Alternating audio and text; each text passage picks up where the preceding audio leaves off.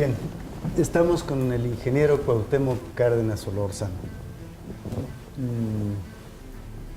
Esta vez vamos a platicar en nuestro proyecto de Vivos Retratos, 68 voces, vamos a platicar con el ingeniero, y que queremos hablar de la persona del ingeniero Cuauhtémoc Cárdenas. Hemos sido testigos de su trayectoria política, de su trayectoria como hombre de pensamiento, como una persona sumamente importante en nuestra historia reciente, ingeniero. Y esta vez quisiéramos hablar de la persona, de a lo mejor cosas que pudieran parecer no tan importantes, pero sí sería interesante saberlo y conversar con usted sobre esto. Por ejemplo, yo le preguntaría, para comenzar, leí el texto que su padre, el general Lázaro Cárdenas, escribió el día que usted nació, sí, en su diario, que es muy conocido. Da un saludo a los trabajadores porque era 1 de mayo y dice: Amalia dio a luz un niño. Ese niño era usted. Ese año fue presidente de la República su padre. Después, a lo mejor a los 2 años que empieza uno a acordarse, ¿qué recuerda de esa infancia allá donde vivía? Bueno, pues recuerdo primero pues, la Casa de los Pinos. Fue la primera que, no donde nací, pero la primera que yo propiamente conocí. Recuerdo más o menos cómo era el jardín. No había barda, por ejemplo, la barda que hay actualmente pues no existía. Había una malla de este tipo ciclón que todos conocemos y un seto de truenos que era lo que circundaba el predio. Había una alberca de agua muy fría. Y bueno, recuerdo así los recuerdos que puede tener un niño que de los 0 a los 6 años, que fue cuando dejé yo ahí esa casa, y bueno, evidentemente recuerdo a ¿Aprendió a nadar en esa alberca?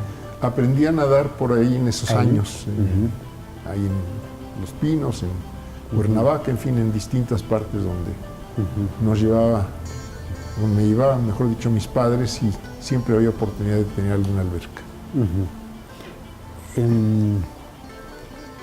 ¿Cómo veía si tiene algún recuerdo, cómo veía, sabía usted lo importante que era su padre?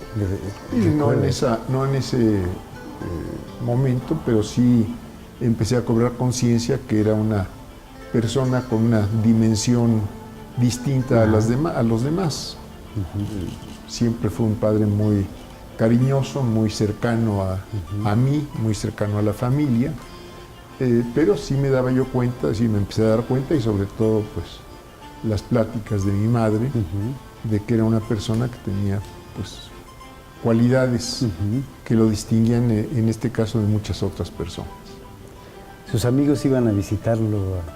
Yo conviví con muchos niños, hijos de amigos de mis padres, niños de mi edad, familiares, primos, primas, que también convivían conmigo. Había un grupo de muchachos de distintas partes del país que mi padre había invitado a vivir ahí en Los Pinos para que pudieran ir a la escuela, y pues también convivía yo con ellos, aunque eran un poco mayores que yo, eran mayores que yo en términos generales. Ellos ya iban a la escuela, y yo apenas en el último año del gobierno de mi padre empecé a ir al jardín de niños. ¿Le contaba historias a su padre? Pues platicaba de muchas cosas, de las cuestiones del día. Desde luego, yo era muy curioso cuando ya tuve más conciencia de los hechos de su vida, de cómo había sido su presencia, su participación en la revolución. pues siempre había una respuesta abierta a las preguntas que le hacía yo y que compartíamos ahí en la familia y a veces con muchos amigos. Muy bien, después de la etapa, digamos, pospresidencial de su padre, vivió en distintas ciudades del país. Primero en Michoacán, primero entre Jiquilpan y Pátzcuaro principalmente, casi todo el año que siguió a que él dejara la presidencia. Yo estuve en este caso en la escuela, en primer año de primaria, tanto en Jiquilpan como en Pátzcuaro, porque nos movíamos de un lado a otro. Empecé en Jiquilpan, terminé el año en Jiquilpan también. Después, al terminar ese año, vino la Guerra Mundial, la entrada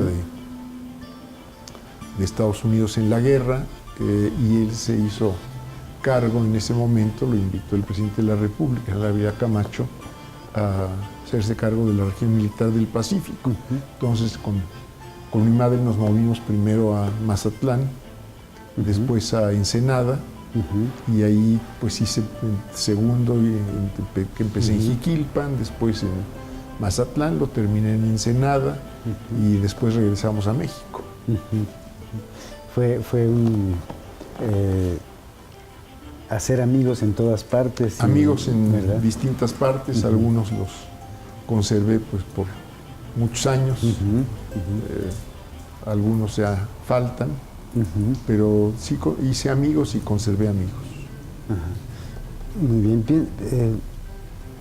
¿Qué libros leía de niño? ¿Cuáles fueron sus primeras aficiones de lectura? Muchas biografías de nuestros héroes, de los héroes latinoamericanos, de los caudillos de la independencia, muchos libros sobre pintores, navegantes, en fin, libros que estaban a la altura. En esa época, debo decir, había muchos libros interesantes para niños, muchos de publicaciones argentinas, muchos de publicaciones españolas. Cuentos, desde luego, también. Claro. ¿Recuerda algún libro en especial? Pues fueron muchos, puedo decirle que he leído mucho a lo largo de toda la vida. Literatura. De todo, cuestiones políticas, literatura, historia de México, historia universal, según. ¿Tenía inclinaciones por las artes? No especialmente, sí, me gusta la música, me gusta la pintura, verla, conocerla, escuchar en este caso la música, pero yo practicar alguna disciplina artística no. Estudió la preparatoria en el Colegio de San Nicolás. San Nicolás, así es.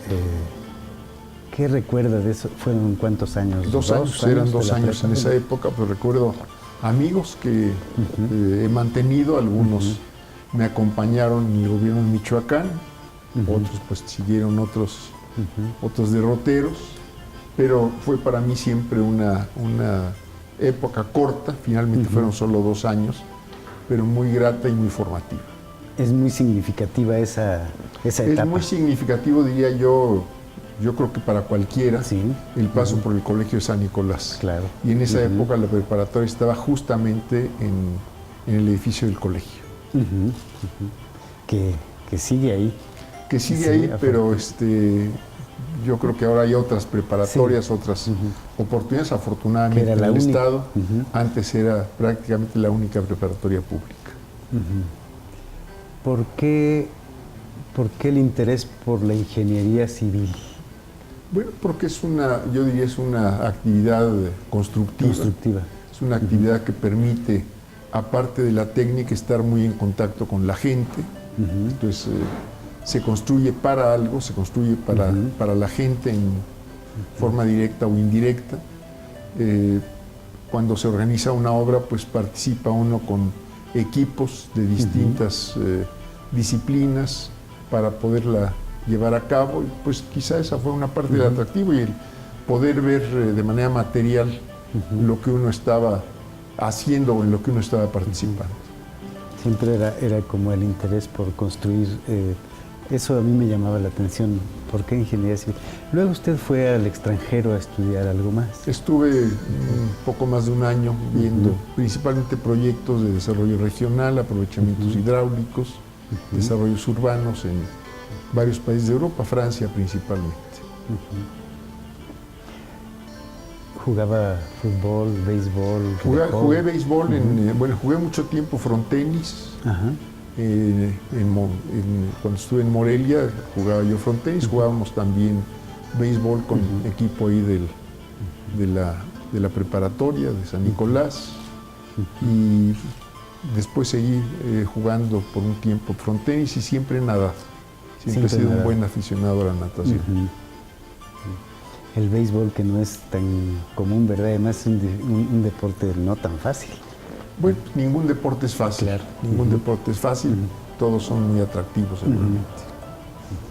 Muy bien, ingeniero. Yo le preguntaría,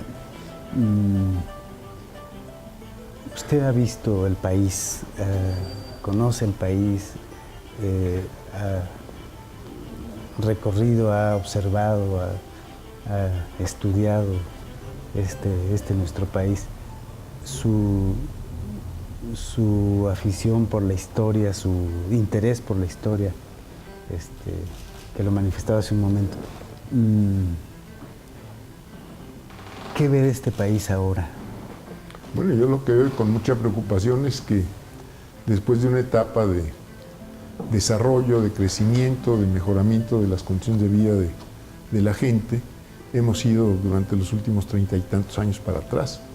Y esto, aparte de irritante, es sumamente preocupante. Que pues está a la vista que crece el número de pobres, que se incrementa la violencia, que la economía no crece.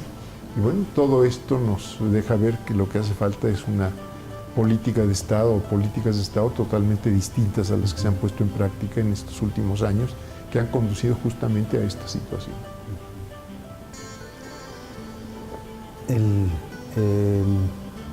Hace falta que la gente de este país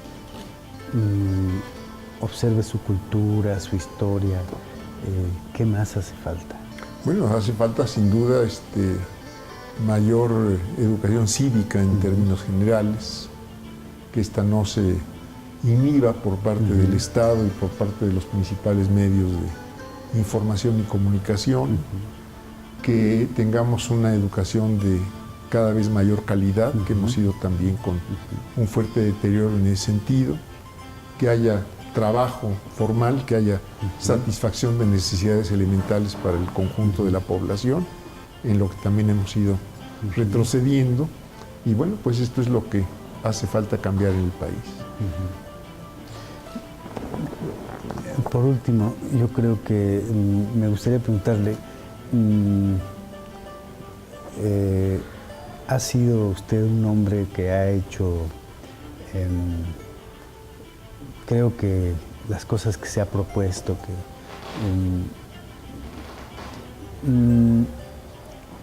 ¿cómo ve usted el momento que viven los jóvenes en el sentido de la educación? Bueno, le decía yo lo veo muy preocupante. Lo veo preocupante porque a los jóvenes se les están cerrando muchas oportunidades, porque cada año vemos, yo diría de manera muy destacada aquí en la capital de la República, pero yo diría por todo el país, en la propia Universidad Michoacana, rechazados, jóvenes rechazados que quisieran seguir estudiando una carrera profesional. El Estado no ha atendido las necesidades de ampliar las capacidades de nuestras universidades en términos amplios y por todo el país. Entonces veo con preocupación que a los jóvenes se les están cerrando oportunidades cuando pues una sociedad responsable y un gobierno responsable tendrían que estar haciendo justamente lo contrario, garantizar que el joven tuviese condiciones y oportunidades para desarrollarse y así servir mejor al conjunto de la población. En su gestión, ahorita yo recuerdo, y para mí es muy significativo, durante su gestión como gobernador en el estado de Michoacán, se organizó uno de los festivales de poesía que hasta ahora se dice que es de los más importantes del mundo. Vino Borges, eso hace falta ahora, creo. Pero ¿por qué la poesía en esos alcances, llenar un teatro? Yo creo que lo importante es que haya oportunidades para la cultura. Entonces, que el Estado tiene la obligación, desde luego a veces hay limitaciones de distinto tipo, presupuestales, etcétera, pero yo diría el Estado tiene la obligación de abrir pues todas las vías posibles, tanto a la divulgación de la cultura nacional, regional, internacional, como a las prácticas, a las distintas disciplinas culturales. Entonces la gente pueda formarse, tener formación artística, formación cultural, trátese de música, artes plásticas, literatura, etcétera. Esto es muy importante, así como tendría que haber una oportunidad desde el jardín de niños de formación deportiva para niños y jóvenes, ¿no? Que sería la otra parte, el deporte. Son las dos partes, claro. son las dos partes, sin duda alguna. Muy bien. Muchas gracias, Al ingeniero. contrario, muchas gracias a la Muchas voz. gracias.